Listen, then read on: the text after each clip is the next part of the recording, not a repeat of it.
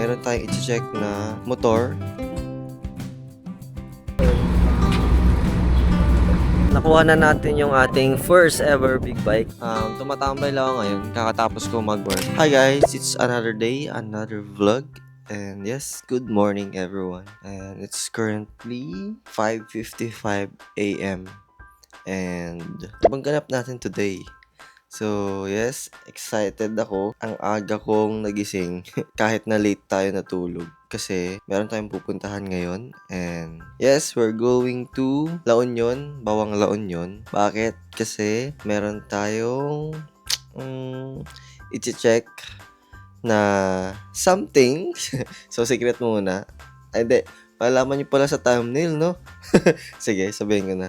Meron tayong i-check na motor, which is ating first big bike if ever, if matuloy yung transaction. And yes, yun nga guys, kasi nabenta na natin yung last na motor natin, which is yung first na parang nabenta ko na yung parang napundar kong motor na as in galing sa aking pinaghirapan sa mga work ko, sa ipon ko. Yun yung 300 SR, nabenta na natin. Bakit ko siya binenta? Kasi sports bike kasi yun guys, and medyo aggressive yung position nun kapag nakaupo ka, which is intended for sports racing. Masakit siya sa likod guys, kasi nga sports bike. Ayun yung gusto kong bike ngayon is naked. Wherein, alam mo yun, mas upright yung position kapag nagda-drive. So, mas less yung ngalay and sakit kapag long drives, ganun. And, plano ko kasi na, for the future contents natin is, syempre, gusto ko nga yung mamasyal tayo. Pupunta tayo sa mga iba't ibang lugar. That's why, gusto ko mag-switch to naked bike para pwede rin tayong para pwede tayong mag long drive. Kapag yung sports bike ang sakit sa likod guys, nakakangalay siya and hindi siya fit for long drives, lalo na pag traffic. Na-try ko yun guys nung last time pumunta ako ng LU, sobrang traffic, gamit ko yun nung nagpatattoo ako guys. Ang hirap, ang sakit sa likod and kamay, kaya ayun nga, magsiswitch na tayo. And if ever man matuloy, first ever big bike din natin, like as in galing sa aking sa work ko as a video editor. So yes, I'm so excited na. Yan, magsi 6 AM na. Ang meet up namin is 5 AM. So bale magko-commute lang ako via bus. Sasakay lang tayo ng Victory Liner. Tapos bababa tayo ng Agoo or The Mortis, pwede doon. And sasakay ulit tayo ng another bus going to La Union. So kasi parang walang direct na sakayan from Pangasinan, Alaminos to Bawang, mga ganun, San Fernando. So kailangan natin mag-transfer ng bus. So ayun guys, more or less 3 hours to 4 hours siguro yung biyahe. Tumutunog na yung alarm ko.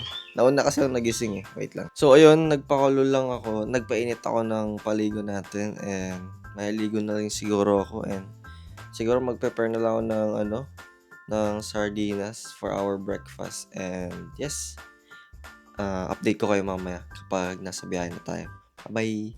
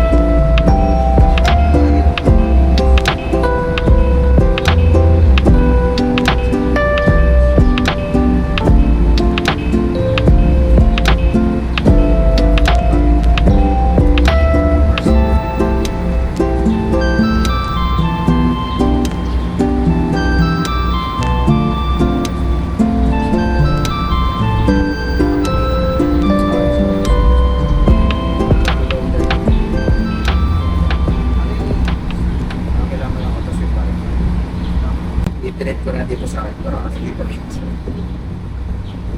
Hindi mo nung motor, kaya na test. Nakabenta ko lang dito. Okay. Sa kalito. Yan, sabi ko palit ako dito. Ang problema dito, OBR. Yun Kasi parang one bit ko eh, sports bike, pero mas upright ka. Dito siya. Siya. Yun naman nun. Ito eh, na-try ko yung jowa ko din eh, mas ubig ka eh. Kasi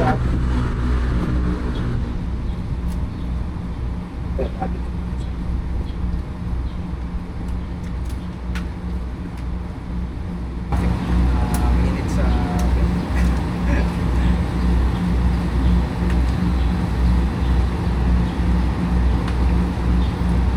Anong kulang mo dito sa modified na truck. Oo, bali kasama na ito sa makapit yan sa physical project. Sigurado daw pinipili.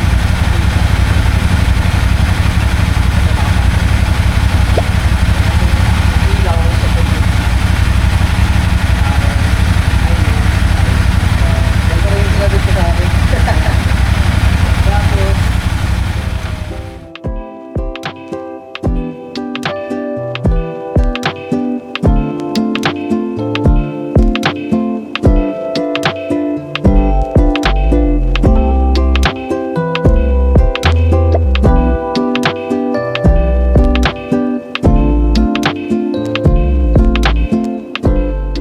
Hi guys, so ayun, nakabalik na tayo dito sa Alaminos and nakuha na natin yung ating first ever big bike at eto siya.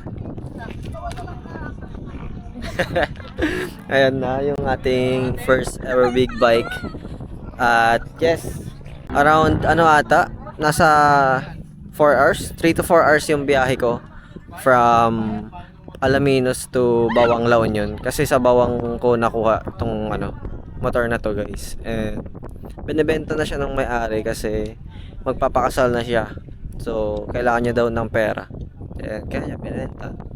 Sabi ko ano buyback na lang niya pag ano kapag tapos na yung kasal.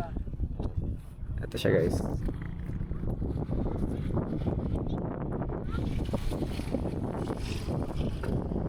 So, hi guys. Andito ako ngayon sa bypass, dito sa amin, sa Alaminos, sa bypass road. And yes, tumatambay lang ako ngayon, kakatapos ko mag-work.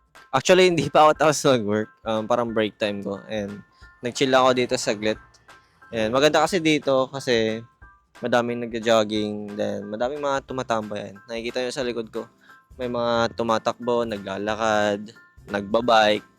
Pero bypass road siya guys. Sa ibang bypass road, may mga food stall. Pero dito sa amin, wala eh. Doon sa kabilang bypass, meron siyang mga coffee shop sa gilid. Pero ditong bypass na to is wala. More on mga nagja-jogging, exercise, ganun. And yes, ito na yung ating motor. Nakakakuha lang natin nung Saturday. Ayan, yan. Yung ating NK 450. And may dumadaang mga nag-walking, nag-exercise. So, ito yung ating nabiling motor, NK 450. Nabenta ko na yung yung isa kong motor guys. Yung pinopost ko sa IG ko. Nabenta ko na siya guys. And sports bike kasi yon, and more on aggressive siya, sakyan. Tapos nakakangalay siya long ride. Masakit sa balikat, sa braso, ganun. Kaya nagpalit ako ng naked bike. Yung naked bike is mas upright yung position. And yes, this is our first big bike. Kasi yung una kong motor guys is hindi naman siya big bike actually. Ang tawag sa kanya is sports bike. At yun is 300cc lang while ito is 450 na. And pwede na siya sa expressway. And so far, tuwang-tuwa naman ako sa performance na ito. Siyempre, lalo na pinaghirapan natin. Pinag-isipan ko rin kasi talaga kung mag-kotse na lang or second hand na sasakyan or second hand na motor. And yes, nagsasabi si mama na Bili ka na lang anak, bili ka na lang anak ng sasakyan para kasya tayo. Gano'n. Kaso ang problema kasi guys, first thing na problem kapag sasakyan ang kinuha ko is hindi ako marunong mag-drive actually. Hindi ako marunong mag-drive ng kotse. And second naman is mas mahal ang maintenance ng kotse kumpara sa gantong motor. Third naman is wala kaming parking. Hindi ko alam kung saan ko siya ipapark, lalo na sa apartment ko kasi hindi naman natin sarili yung doon, 'di ba? So, hindi ko alam kung saan ko siya ipapark. And another is yung lisensya ko guys is lang, for motor and tricycle lang. So, hindi pa ako dagdag ng code sa aking driver's license for sasakyan. Kasi nga, hindi pa rin naman talaga ako marunong mag-drive ng four wheels. So, hindi pa ako nagpapadagdag. And yan yung isa sa mga plano ko ngayong 2026, ang magdagdag ng DL code for sasakyan. Para naman, in case na makabili tayo ng ng sasakyan, 'di ba? So, pwede na tayo mag-drive ng four wheels. Tsaka one thing na mas napili ko ang motor kaysa four wheels guys, kasi is dahil na rin sa community ng mga riders. Ibang-iba kasi kapag motor, like parang lahat ng tao makaka-relate. Halos lahat ng tao mas makaka-relate sa'yo kapag motor yung gamit mo. Lalo na pag gantong big bike. Kasi syempre, pag wala ka pa naman sasakyan, 'di ba? Syempre ang unahin mong 'di ba? Parang unahin mong dream is motor muna. Kasi mas mura 'yon kaysa sa sasakyan. And ayun, mas din siya. Park ako sa gilid, may kumakausap sa akin. Anong brand ng motor mo?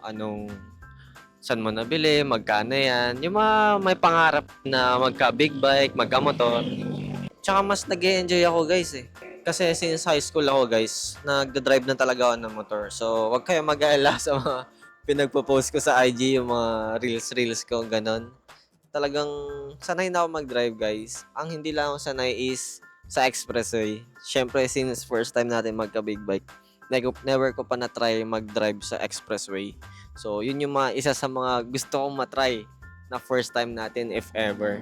Since pwede naman na to sa expressway, pasok na siya. Gusto ko siyang matry once or next time sa susunod na mga gala natin. And yes, sa mga nagtatanong anong pangalan na itong motor natin, actually hindi ko pa alam. Kasi hindi naman ako nagbibigay ng pangalan sa mga gamit ko. Pero parang baby ko na kasi to eh. Parang jowa ko tong mga to eh. Yung mga nagiging motor ko. Like, sila yung mga ginagastasan ko. Kasi wala naman akong ibang bisyo guys. Like, hindi naman ako nag-i-smoke, hindi naman ako mainom. Nag-iinom ako pag may mga event, pag may nag-aayang friends. Minsan lang naman may mag-aya sa akin. Pero wala talaga akong bisyo guys. Like, ang bisyo ko lang talaga ito. Pagmamotor. Kaya, ito rin yung napagdesisyonan kong bilhin kaysa sa sasakyan. And yes, happy naman ako sa nabili natin. At actually, may ride ako sa February 1. Pupunta kami ng Quirino Skyline sa Ilocos Sur. And ito yung gagamitin natin. Sabi ko kasi, yung isa sana yung gagamitin ko actually, yung maliit. Kaso, yung mga kagrupo guys, malalaki din yung motor. So, hindi ako parang may iwan ako, kumbaga ganun. Like, hirap yung motor ko kasi paahon yun eh. Para siyang baggy feels yung Quirino Skyline sa mga hindi pa nakapunta doon. Baka mag-vlog din ako. Try ko mag-vlog. Take off namin is madaling araw ng umaga. Mga 12 ng January 31. And then, para maabutan namin yung ang tawag dito? Yung Sea of Clouds sa Quirino. So, ayun. And, yes, ito yung gagamitin natin. Actually, may mga parating pa akong order. Kasi masyadong mataas to, guys.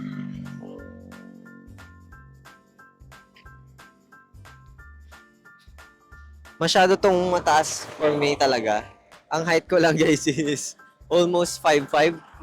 Basically, 5'4 lang ako. Pero almost, ilang centimeter lang, 5'5 na. And yes, tiptoe ako dito. Ayan.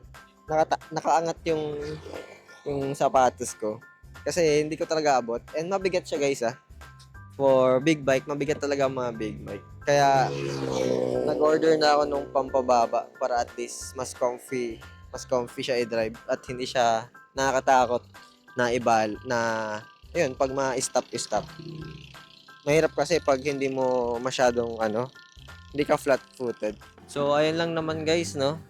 Tumatambay lang ako dito. 6 p.m. na guys. 6 p.m. na dito. Siguro babalik na rin ako sa apartment. Kasi pupunta yung kagrupo ko sa motor. And may binibenta akong gamit sa kanya para sa motor din niya. Yes, sobrang happy lang ako kasi isa to sa mga achievement ko na as a solo living, as an independent, nakabili ng sariling motor na coming from my own hard work as a video editor.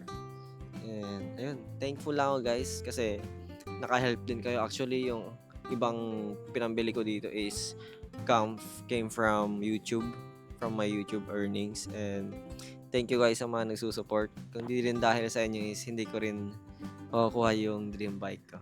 Ayun lang, see you in the next vlog. Bye-bye!